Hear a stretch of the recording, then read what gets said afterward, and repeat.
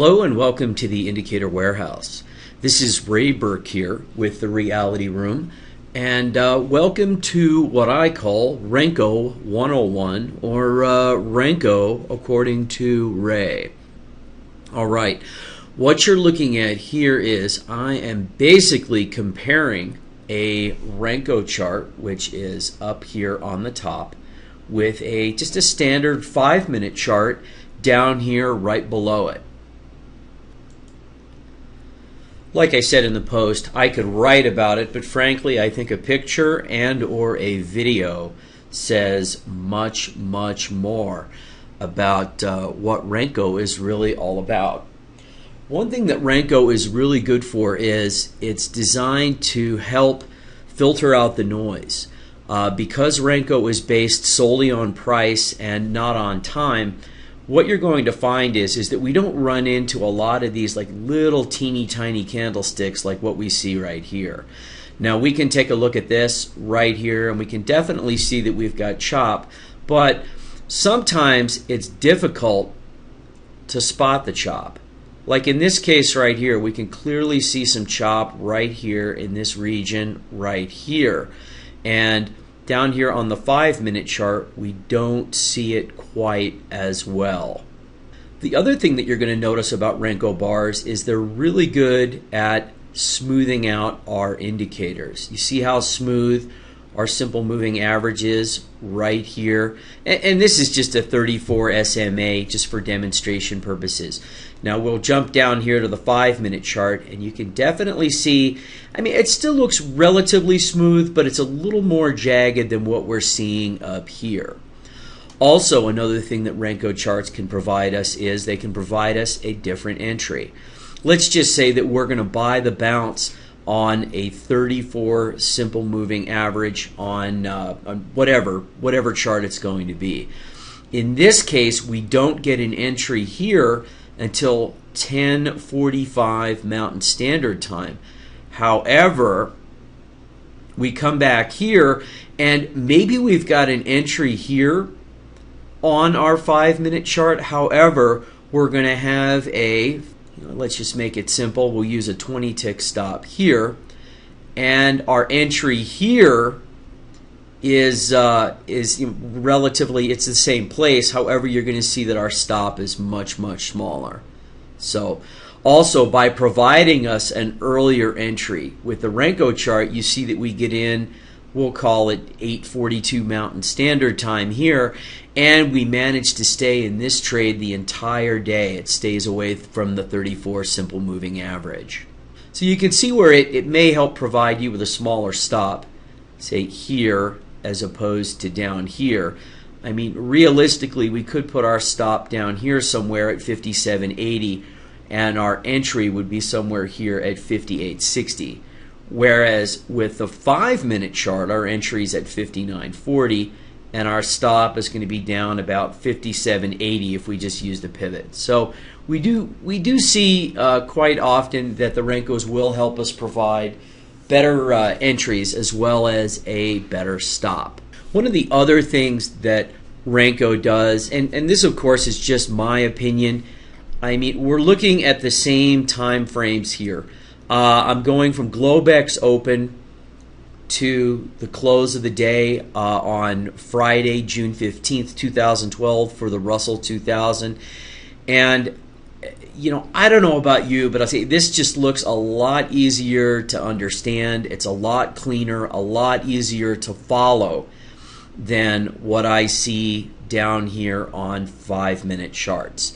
So the next question is, how are Renko bars made? Well, let's go ahead and stop the video and I'm going to fire up market replay and then let's see how one of these little guys is actually made. Once again, a video is much better than trying to explain it on paper. So be right back and we'll get started. Okay, I'm back. Now the first question is, what do I have to do to get these Renko bars? Well, Renko bars do come standard with NinjaTrader 7, and as I call these are the vanilla Renko bars or Renko bricks. It's real easy to get to them. All you've got to do is right click out here on your chart, go to data series, You're going to come in here to what type of bar you want to use. Right now I've got a 3-minute bar. I'm going to drop this down. I'm going to scroll down here a little bit, and there's my Renko bar right there. The next thing that I need to look at is what size brick do I want to use. For the Russell 2000, for a vanilla Renko bar, I would prefer to use a 6-tick bar. So let's go ahead and click apply.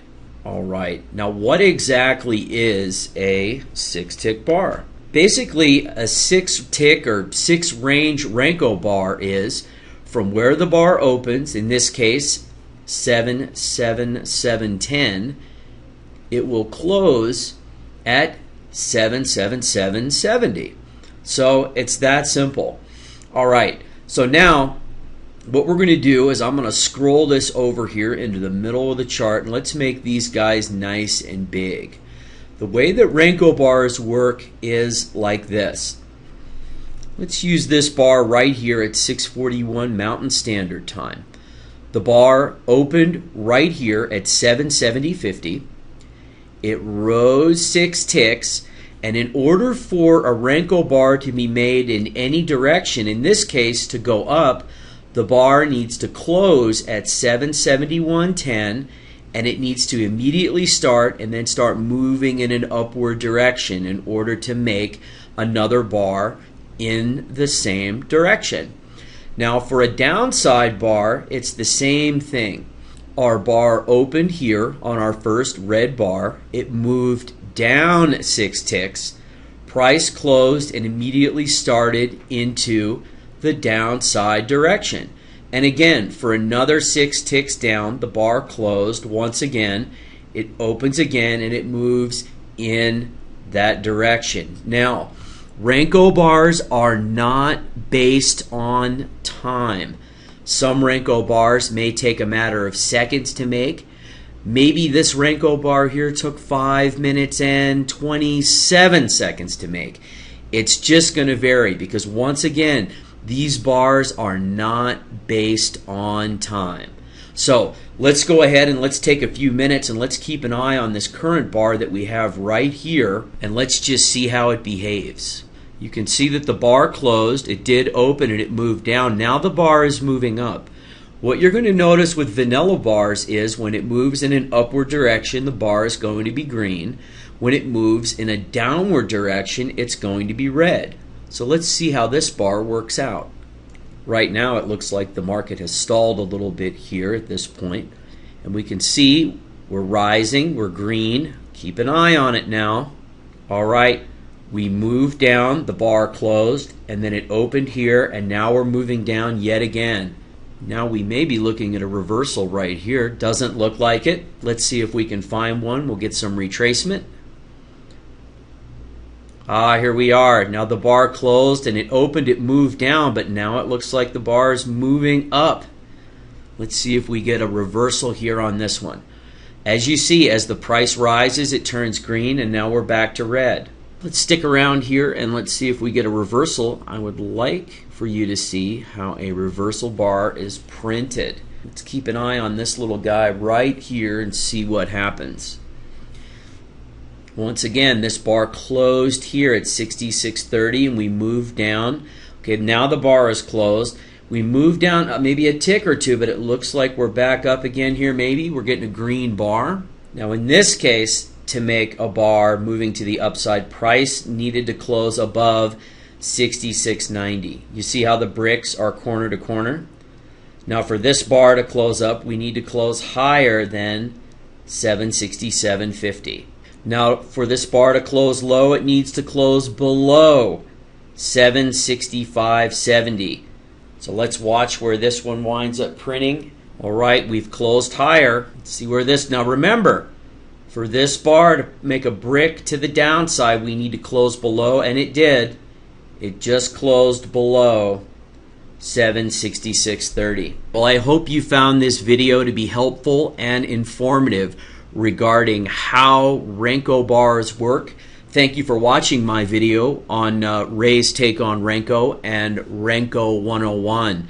Please sign up for my blog And stay tuned for my next video where I'm going to cover the evolution of Renko Bars, and I'm actually going to be covering the hybrid Renko Bars.